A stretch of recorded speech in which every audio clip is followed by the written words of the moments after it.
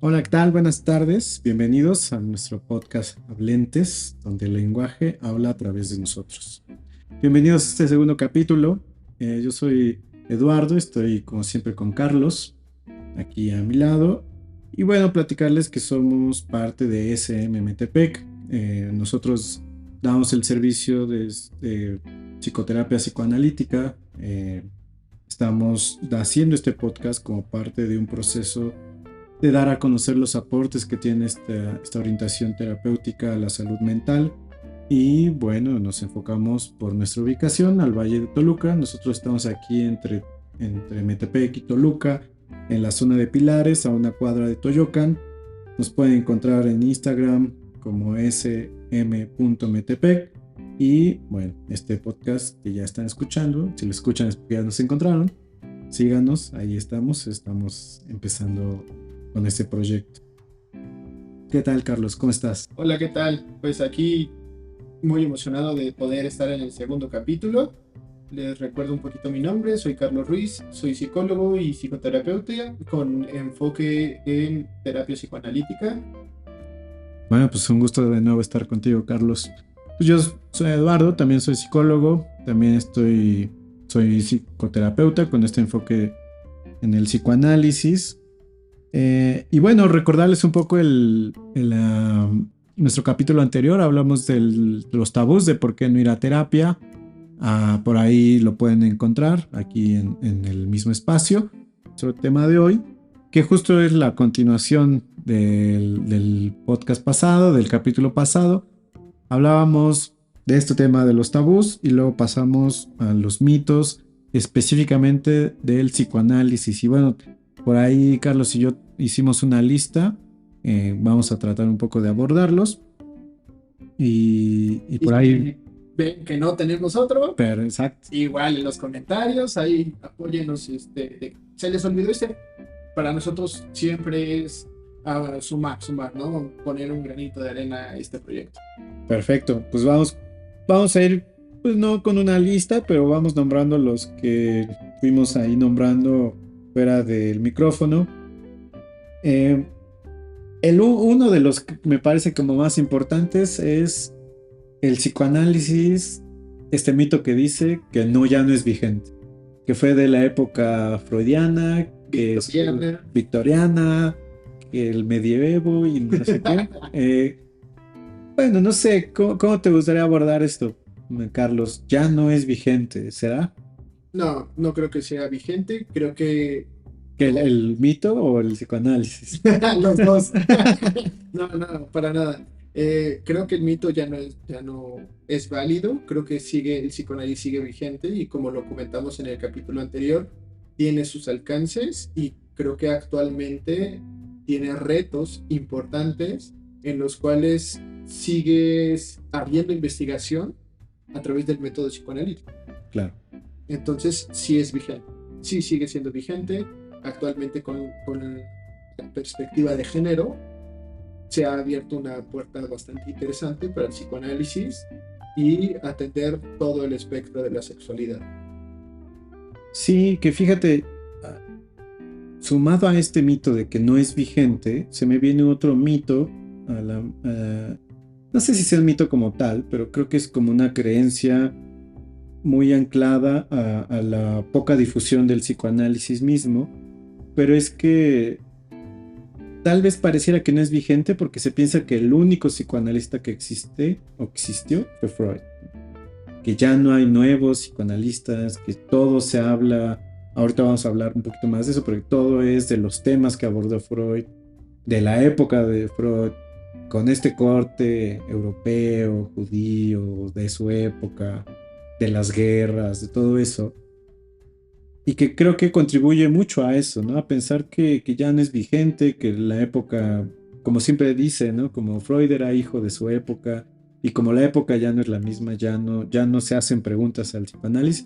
Y eso que tú comentas es importante. Hay nuevos psicoanalistas, hay nuevas teorías, hay teorías que contradicen a las teorías freudianas, hay teorías que contradicen a las, no sé, digo, no es la intención hablar abiertamente, menos en el segundo capítulo, de cada uno de los autores. Pero bueno, conocerán tal vez el público que nos escuche a Lacan, Melanie Klein. Hay gente que hoy en día postula cosas en contra de lo que ellos dicen, o no en contra, pero sí como alternativas. Hay mucho nuevo psicoanálisis y como lo dices, respondiendo ante preguntas bien importantes que son actuales, como la identidad de género, los cambios de sexo. Vaya, hay una gama enorme y el hecho de pensar que no es vigente, creo que se debe sobre todo a la poca difusión de parte del psicoanálisis mismo, de cómo facilitamos que la gente se acerque al psicoanálisis mismo. Y bueno, hay infinidad también de nuevas teorías, de nuevos conceptos, y que incluso no por eso quiere decir que Freud ya no sea vigente, ¿no? Prácticamente, en otras palabras, con nuevas perspectivas por la misma avance de la historia, pero muchas de las cosas que dijo Freud siguen siendo como tópicos importantes, guías y referentes de las nuevas investigaciones. 100 años después. 100 años después. Ese es uno, si es vigente o no, queda, bueno, al menos de nuestra perspectiva, para nada es vigente, díganos si para ustedes lo es o no. Y se conecta con algo complicado y que desde mi punto de vista tiene mucho que ver. Es este mito de si es una ciencia o no el psicoanálisis.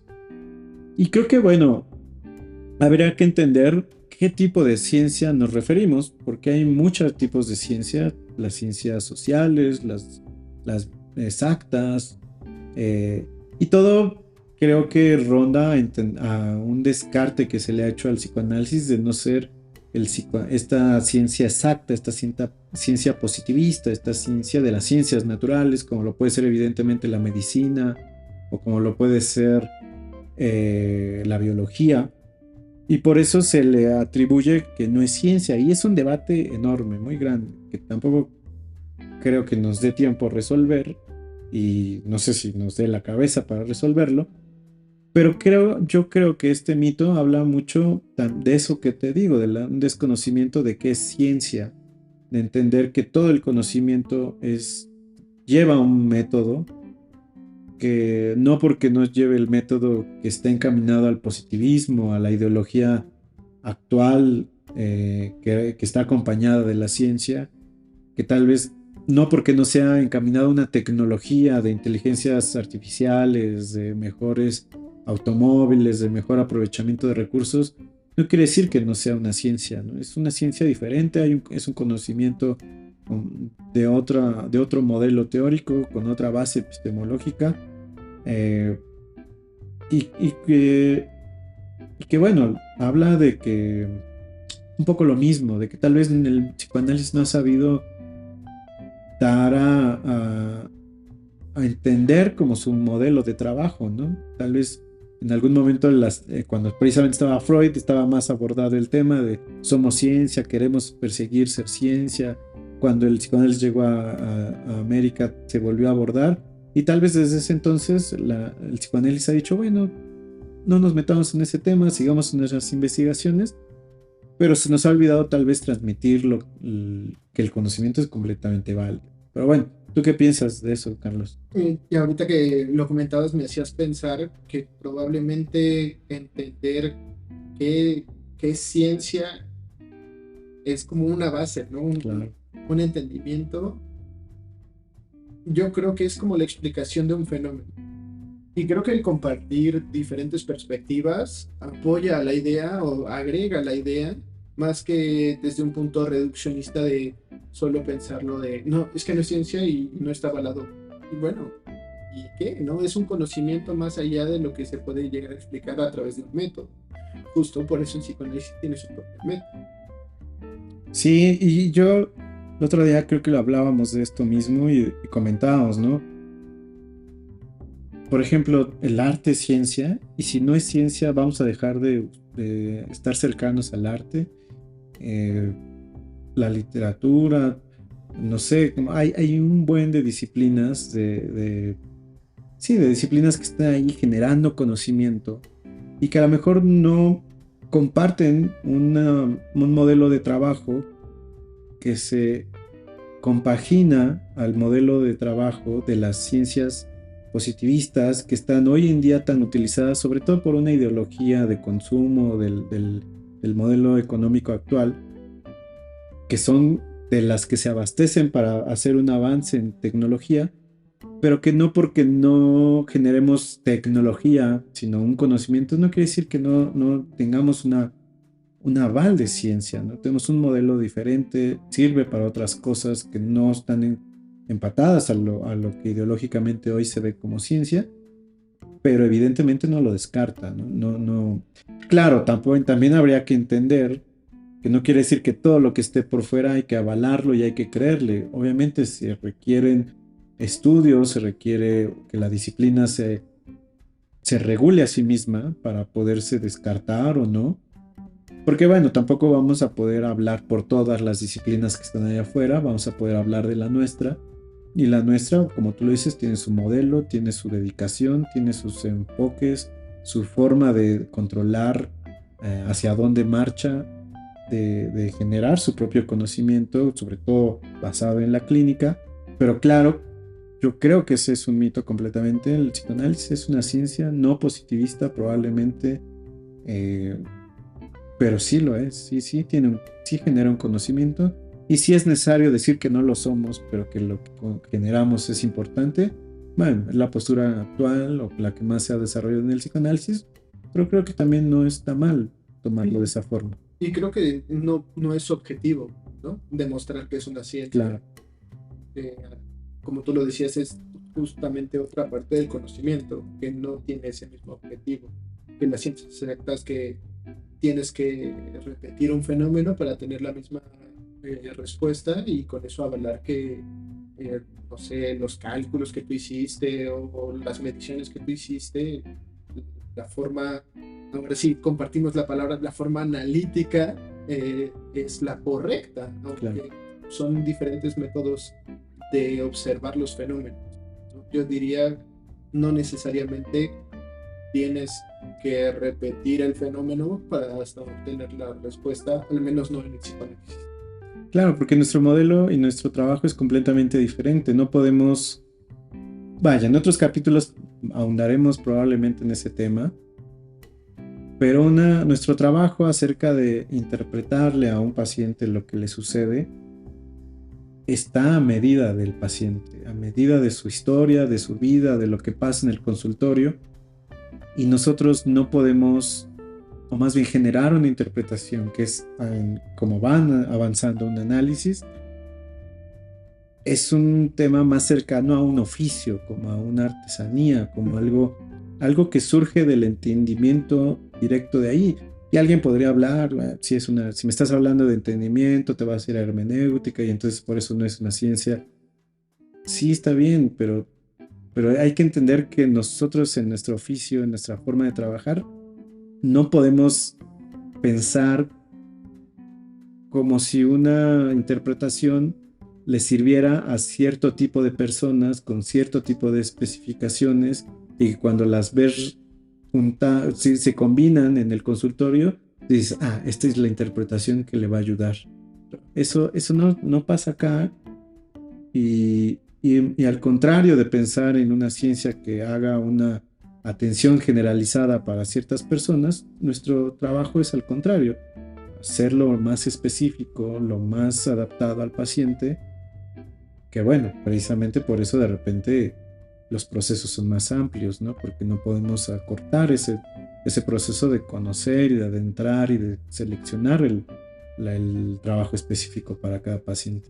Claro, ahorita que lo decías, me hacías pensar en los ebanistas y en los herreros, Claro, que son formas artesanales de trabajar, pero cada quien tiene su método diferente, ¿no? Cada quien utiliza sus herramientas, sus instrumentos para trabajar y al final el resultado son, no sé, lo pensaba como en forma de muebles, ¿no? ujú, ujú, Eh, el ebanista trabaja sobre madera, pero de una forma delicada, con ciertas técnicas, escarbado, no lo sé. Y el herrero lo hace en el metal, igual, de la misma forma, con sus detalles, con con su arte, con su expresión, y hacen exactamente lo mismo, pero no son lo mismo. Y no son medidos con la misma vara. Creo que entender el psicoanálisis que es medido con la misma vara que una ciencia exacta o que una ciencia social con ciertas métricas no es válido. Sí, sí, completamente. Y creo que podríamos ir saltando al siguiente punto, pensando en que así como no podemos asegurar, o más bien hacer un estándar, los estándares que sí se piensan que son parte de estos mitos del psicoanálisis, por ahí creo que siempre resalta el de todo es sexo en el psicoanálisis, ¿no? Y vaya, de cierta forma, no de la forma que el mito lo aborda, pero de cierta forma podría ser real, pero habría que entender cómo es que es de esa forma. Pero hay una distancia en lo que está en la teoría, en lo que hacemos, a lo que está en esta caricatura de que es el psicoanálisis. Entonces, hay una creencia de que todo lo que yo digo en la sesión con el analista va a ser atribuido a, ya sabes, ¿no? Se quiere acostar con su madre, quiere tener exclusivamente al padre, que ese tipo de caricaturas, ese tipo de mitos son los que han lastimado muchísimo el trabajo que nosotros hacemos, porque, y sobre todo por la, pues no sé, por el desconocimiento, por la falta de difusión que de repente también en nuestra disciplina se hace. Pero bueno, el tema ese es otro de los mitos, ¿no? Que todo está en torno al sexo. Y claro, y también el trabajo con los niños también se vio muy afectado por estas ideas de los años 50, 60, que decían, ¿cómo voy a llevar a mi niño a una terapia psicoanalítica que le van a hablar de sexo? O sea, tiene 10 años, ¿por qué? ¿A qué le van a meter en la cabeza, no? Y la realidad es que no. En el trabajo actual con niños se hace de diferente forma, pero se abordan temáticas similares que los niños despliegan a través del juego cuando los adultos lo hacen a través de la palabra. Claro. Entonces, ir entendiendo que tienen sus diferentes herramientas para trabajar, pero que aún sigue siendo ese mismo trabajo artesanal, es lo valioso que tiene el psicoanálisis. Algo que dijiste me gusta mucho, me llama mucho la atención, de que le voy a llevar a mi hijo a que le hablen de sexo. O voy a ir yo con el analista que me hable de sexo. Creo que puede ser otro mito, ¿no? Entender que, o más no sé si mito, pero bueno, creo que hay que entender que en las sesiones, en el análisis, no se habla de algo en específico, no es un tema pedagógico, ¿no? De yo te voy a enseñar del psicoanálisis, no se trata de un dogma que cuando vas a análisis yo te voy a decir, mira, Freud decía de esto, ¿no? Al final se habla de lo que el paciente quiere y no, yo no te voy a hablar de sexo, no le voy a hablar al niño de, mira, es que aquí, no, o sea, está centrado completamente en el paciente, como le decíamos, la idea es entender de qué va la situación del paciente. Y si yo hablo de mis teorías, si yo hablo de lo que estoy aprendiendo y sobre todo si llegara a hablar de sexo, por ahí no va la cosa. Es entender que eso no es un tema pedagógico, no se hace un dogma en la sesión de propaganda del psicoanálisis, es sobre lo que el paciente va marcando. Claro. Y quería, no sé si quieras sumar algo, pero se me vino a la mente otro mito acerca de que todo siempre remite a la infancia, a cuando eras niño, ¿no? De que fue por un trauma. De que fue por un trauma. No, es que en la primaria me caí y desde ahí ya no como helado, no, no lo sé, estoy inventando. Sí, sí, sí. Claro, creo que también son las falsas creencias que nos hemos dado y creo que también lo debo de decir de los terapeutas mal preparados y que dicen que hacen psicoanálisis.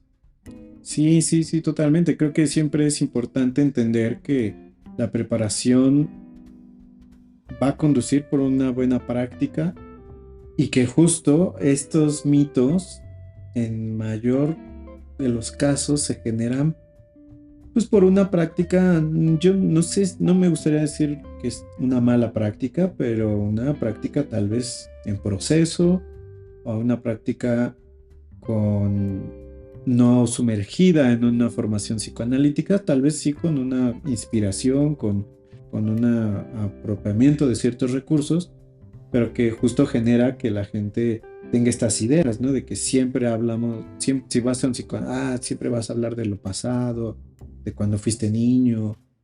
Eh, y yo el otro día escuchaba algo acerca de esto con unos compañeros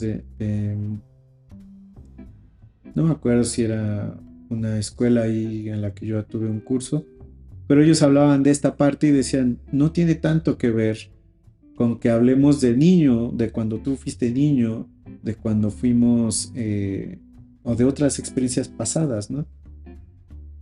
El tema es más enfocado a que en el análisis y sobre todo en la mente, en el inconsciente, está presente este tema de la temporalidad y que y que algo que te pudo haber pasado hace 20 años o cuando tú eras niño, no quiere decir que siempre hablemos de eso o que siempre hablemos de la infancia, sino que hablamos de lo que te sigue afectando hoy en día.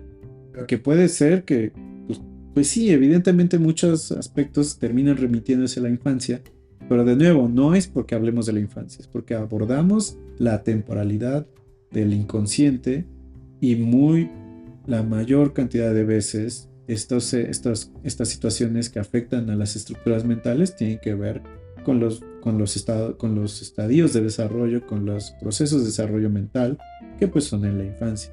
Pero no exime que algo pudo pasar en otra época. En otro momento, claro. Que tu análisis se puede estar centrando en lo que te pasó hace un año. Al final, de nuevo, es lo que tú dices, no es un proceso pedagógico en el cual se sientes y te digan, a ver, hoy quiero que me hables de tu infancia.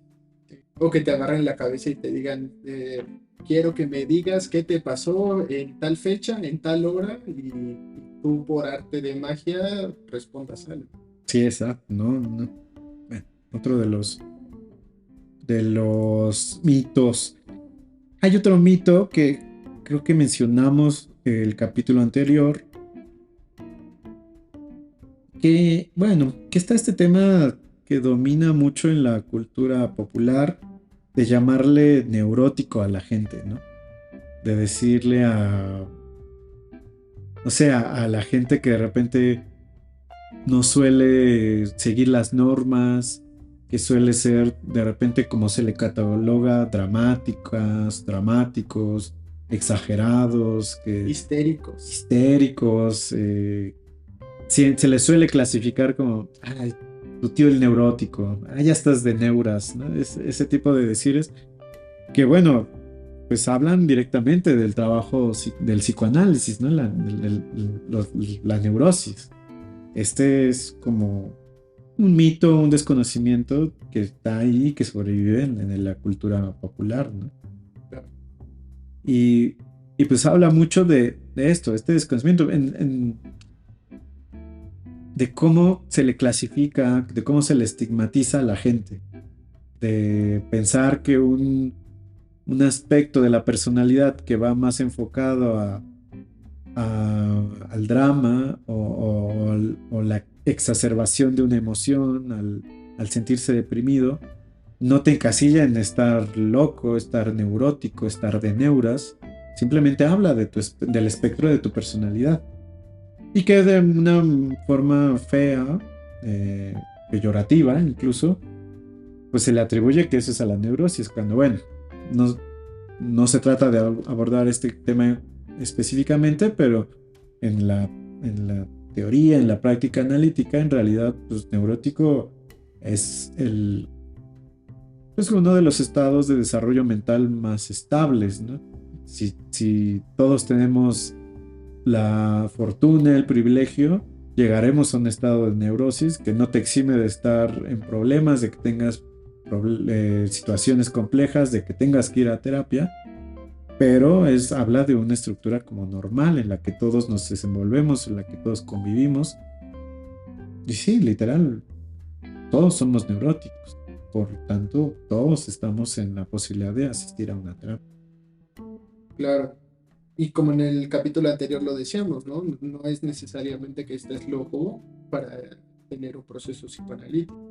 Claro, Aquí nos damos cuenta que todos tenemos ciertos conflictos que si tú lo quieres atender, el psicoanálisis te da una ventana bastante interesante para pensarla. No que sea la última verdad o que solo eso sea una terapia que tenga toda la verdad y sea la única que pueda responder a tus inquietudes, sino que es un camino, ¿no? Tú decides si quieres ingresar, animarte, hablarlo. Por eso decimos que cada proceso es individual, lleva su tiempo y lleva su momento. exacto. Pues bueno, mira, para ir avanzando, me gustaría que abordáramos un mito que habla de, o más bien, un paquete grande de mitos que como que se engloban y que nos van a dar mucho de hablar ahorita, pero que hablan de la caricatura que se ha hecho del analista, ¿no? De este psicoanalista de repente frío, que se viste de negro, que fuma. Tal vez la imagen que todos tenemos de Freud, ¿no? Así como viejito, de barba, de lentes, de traje. Eh, no sé, hay una caricatura muy grande de lo que debería de ser el analista, ¿no? Y muy, muy a través de las películas, de las series. No sé, ¿cómo ves ese aspecto? ¿Cómo le entramos a este tema de lo caricaturizado que está el analista hoy en día? Creo que es a partir de la cultura, creo que es también como cierta chistín, lo pensaba así, que las personas que llegan a ir a un análisis son las personas que se sientan en un diván a hablar de su infancia, a hablar de su mamá, a hablar de su papá, y ahí, ¿no? Esa es la imagen que culturalmente se ha ido creando a lo largo de los años, que te podría decir que actualmente es un poquito diferente, ¿no?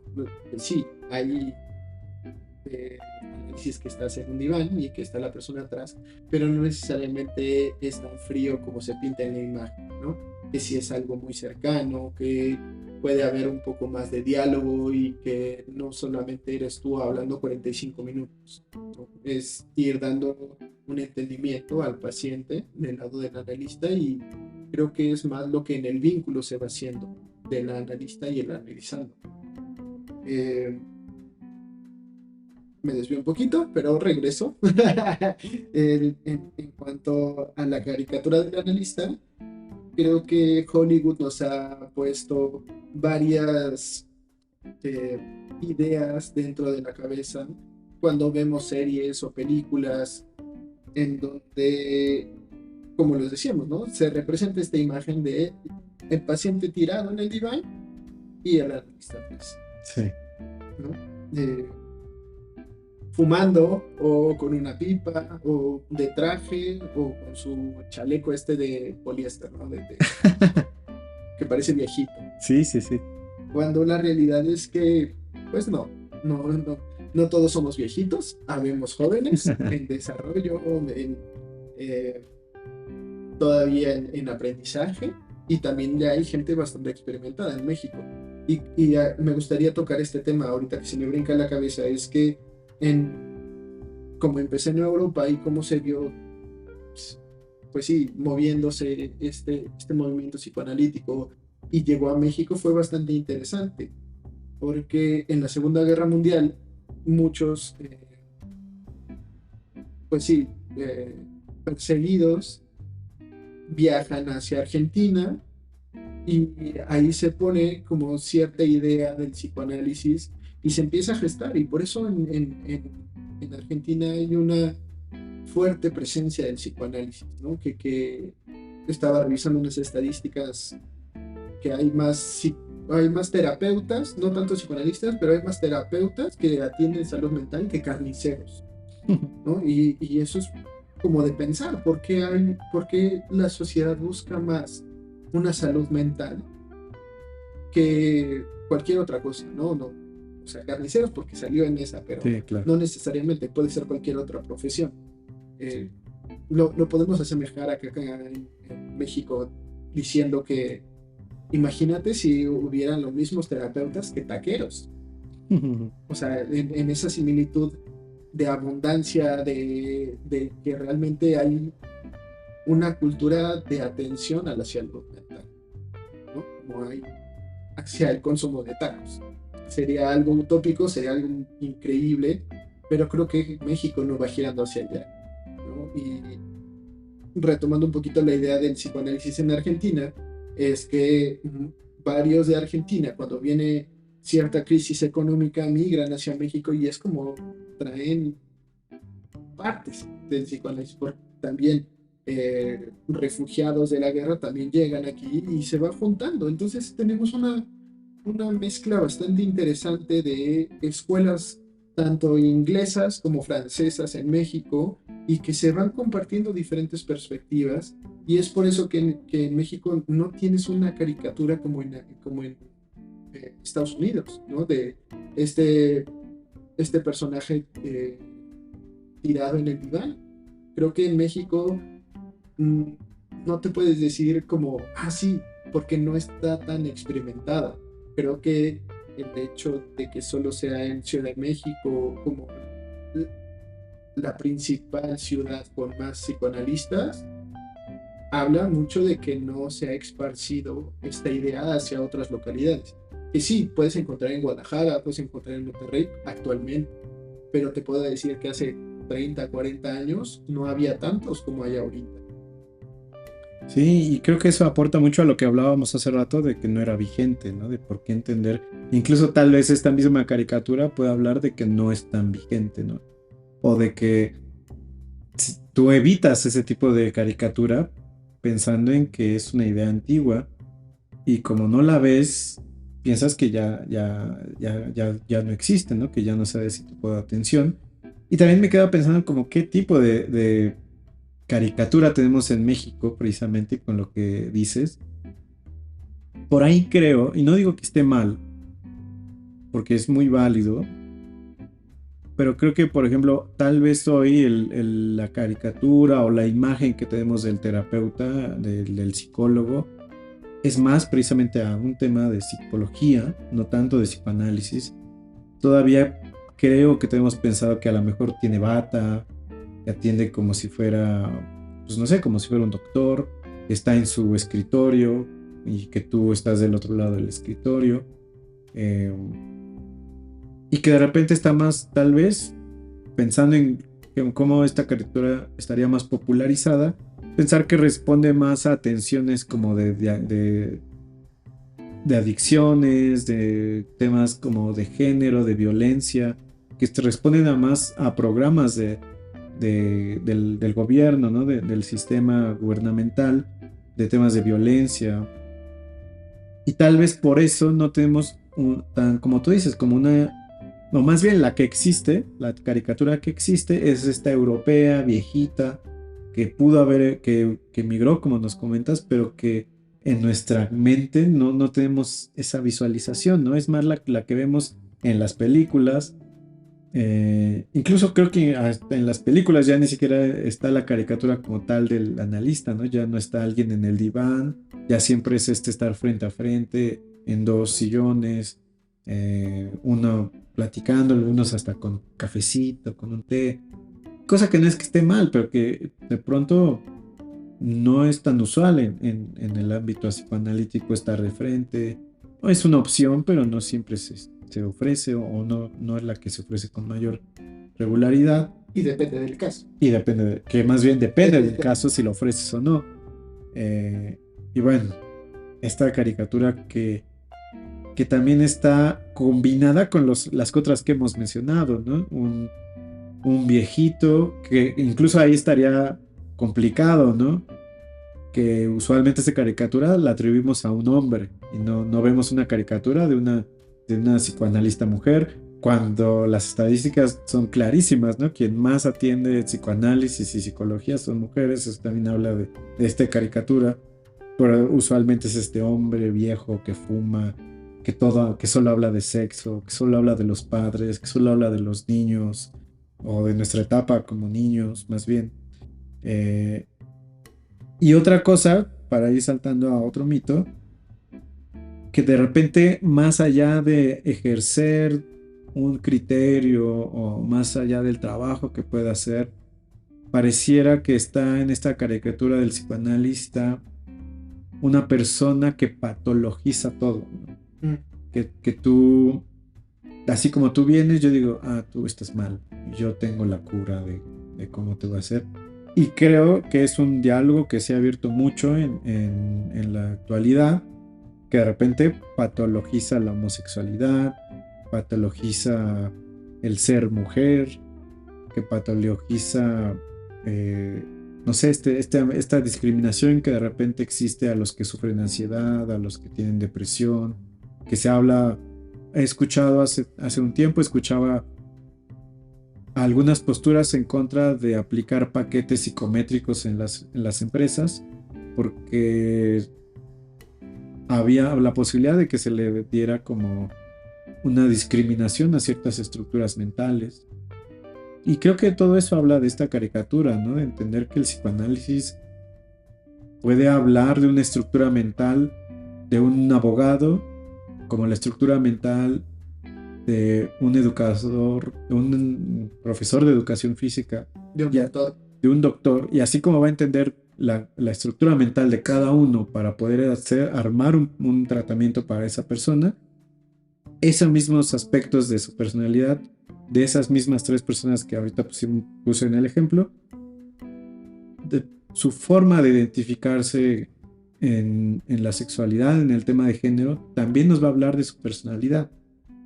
Recoger eso es parte de adaptar el tratamiento a su personalidad, pero no como tal es en un tema de patologización, un tema de decir si eres gay, si eres lesbiana, si eres transexual, quiere decir que estás mal. Hablamos bueno, esa estructura que nos dice para poder trabajar con esa persona, pero no hoy en día, y no sé si en algún momento, pero y sí, creo que fue por un periodo corto, el psicoanálisis no patologiza las estructuras cercanas, o más bien a la amplia gama de identidad sexual que hoy en día vemos presente en la sociedad.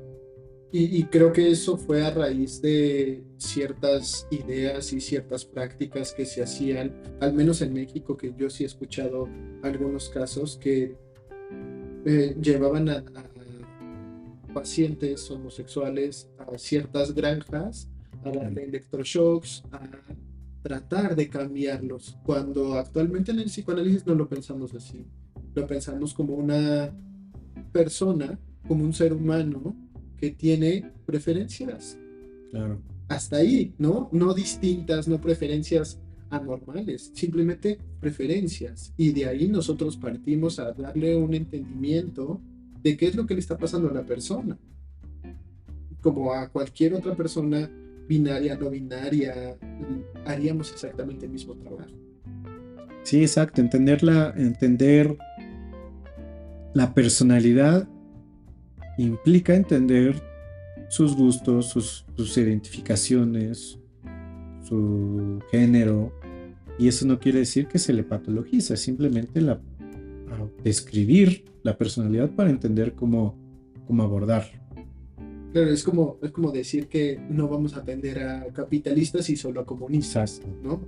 Sí, como, híjole, no lo voy a poder atender porque usted votó por el PRI. Sí. O sea, exacto, al final o porque usted es psiquiatra y no sé, exacto, me parece muy claro como lo dices. Exacto, son preferencias. En este caso, empezamos pensándolo en el tema de género, pero si fuera así, cabría la posibilidad de descartar a la gente por las preferencias que moralmente Eliges. yo elija, ¿no? Y obviamente sería, pues, descabellado. bueno, para irnos acercando al final, Carlos, hablábamos antes de, obviamente no vamos a alcanzar a tocar todo lo que teníamos planeado, pero ¿qué viene? O más bien, hablábamos un poco de estas caricaturas, cómo son abordadas en las series, en las películas. Por ahí hablábamos de esta película del método peligroso, de la serie de Freud que salió en Netflix, que bueno, ahí tiene sus cosas. Esta película que va a salir con Anthony Hopkins, si no mal recuerdo, The Last Session. No sé, ¿te gustaría abordar sobre este tema de las películas, las series, cómo se han relacionado el psicoanálisis y esta parte de la cultura? Claro, aquí creo que podemos basar nuestra evidencia de los mitos y tabús expresados en series y películas, ¿no? En, me gustaría hablar primero de El método peligroso. En lo personal es de mis películas favoritas. Yo la empecé a ver antes de estudiar psicoanálisis. Ay. Y se me hizo bastante interesante. Yo la empecé a ver por dos de mis actores favoritos, que interpretan a Carl Jung y a Sigmund Freud. Y obviamente Keira Knightley, ¿no? Esa película lo que trata o lo que trama, si no la han visto, se las recomiendo mucho ampliamente, que es más o menos como Freud fue encontrando el método psicoanalítico. Y fue a lo largo de varios años, ¿no? Ahí nos dan una pequeña vislumbrada de cómo lo fue pensando en aquella época con esta clase de pacientes, en el momento que estaba. Pero al final sigue siendo esta caricatura de Hollywood en donde en ese momento a lo mejor sí era, ¿no? Sí funcionaba, sí. Pero ahorita ya no es eso, ya no es la época victoriana. O sea, estamos en el 2023, no estamos en el 1923. Y creo que mucho de la caricatura que mencionábamos, tenemos esa idea, ¿no? De esa persona viejita, con barba y tal. En la película se muestra así esa caricatura en vivo. Muy buena película, como les comentaba, trata de ciertas cosas, de cómo trataban a las enfermedades mentales en esa época, con baños de vapor o con agua o amarrándolos. Y ahorita es otra forma de tratar ese tipo de enfermedades mentales, ¿no? Con este método, que ese fue el inicio, pero no significa que sigamos haciendo lo mismo. Sí, así como el inicio fue Freud, también hay cosas que se han avanzado, ¿no? O como decíamos al principio, está ahí, está muy vigente, pero incluso él mismo, algunas cosas que él mismo postuló, han ido evolucionando. No quiere decir que se hayan descartado, pero han ido evolucionando. Y entender que toda ciencia, toda disciplina va avanzando en el tiempo, pues evidentemente no vamos a estar con los mismos métodos de hace tiempo, ¿no? Entonces, esta caricatura de la que hemos estado hablando también habla de una caricatura imposible, que tiene imposible avanzar en el tiempo, ¿no? Que tiene imposible mejorar, cambiar. Que se quedó ahí, ¿no? Exacto. Y eso es lo que sigue perdurando y el tratamiento es el mismo. Y si no es así, no estás haciendo así. Sí, exacto. Uy, que bueno, ese probablemente sea un tema para otro capítulo, pero ese tipo de caricaturas que si bien están inmersas en la cultura y generan rechazo o ciertos tabús de ir a terapia, también habría que explorar cómo afectan la formación de los analistas, ¿no? De pensar que si yo no tengo diván, de que si no me he visto de negro, de que si no en algún momento me voy a tener que dejar mi barba, por ahí también afectan, pero bueno, eso lo dejamos para otra vez, pero creo que también afecta de esa forma. Totalmente. Y digo, tal vez para ir cerrando, para no irnos alargando tanto, ¿cómo ves esta serie de Freud que nos salió en Netflix? Yo te voy a ser muy sincero, la vi solo un capítulo. yo no me gustaría que tú comentaras porque creo que tú al menos viste más capítulos, pero bueno, evidentemente esta caricatura de la que hemos hablado está plasmada ahí, más una exageración, una desviación de puntos donde hacen ver a un Freud adivino, medio místico, detective, como medio tratando de emparejarlo a Sherlock Holmes. Quién sabe, no sé, yo no la acabé de ver, pero tú qué tal, creo que viste algunos capítulos más. Sí, pasa lo mismo, ¿no? Te dan ese flan recién hecho, bonito, ¿no? Con la capita de caramelo y dices, pues claro, ¿no? Le voy a dar una probada, lo voy a ver. Y te desilusionas, ¿no? Te dicen, es que esto, ¿por qué hacen esto, no? Digo, cada quien tiene su forma de expresar la historia y lo que conlleva, pero creo que la caricatura sigue estando inmersa en la cultura, ¿no? De ese psicoanalista que te lee la mente Exacto. o que te trata de hipnotizar. Sí, sí, sí, sí. Entonces, claro que hay un aspecto místico, mágico del analista en esta caricatura. Esta serie, la verdad, empieza, o sea, los nombres de los capítulos son casos de Freud. No, Como psicoanalista, pues obviamente dices, van a hablar del caso, ¿no? Van a hablar del tema. Te emocionas como niño chiquito, llegas y dices, chale, no es lo que yo pensaba. Lo voy a ver con otros ojos, pero cuando tiene estos tintes y aclaro, spoiler, ¿no? Si no la han visto, vayan a verla, póngale pausa, regresan, le pongan play y ya escuchan ahí el comentario.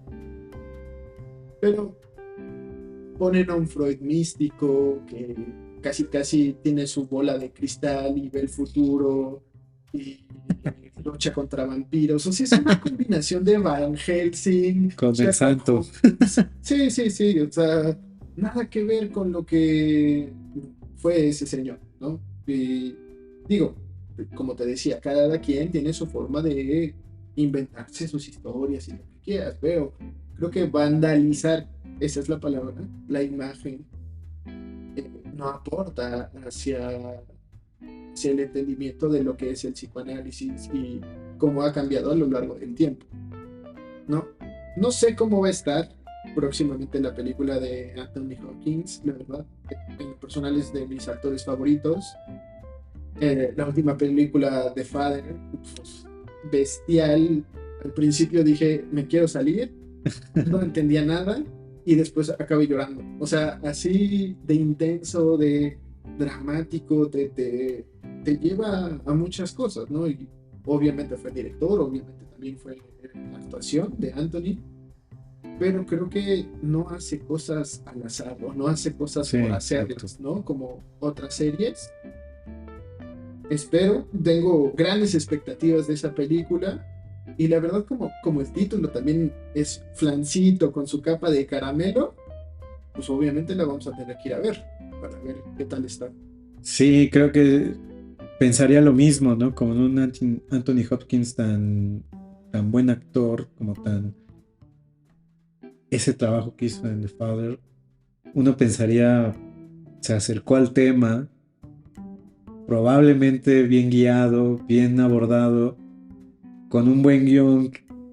Vaya, tampoco uno quiere ir a ver un documental.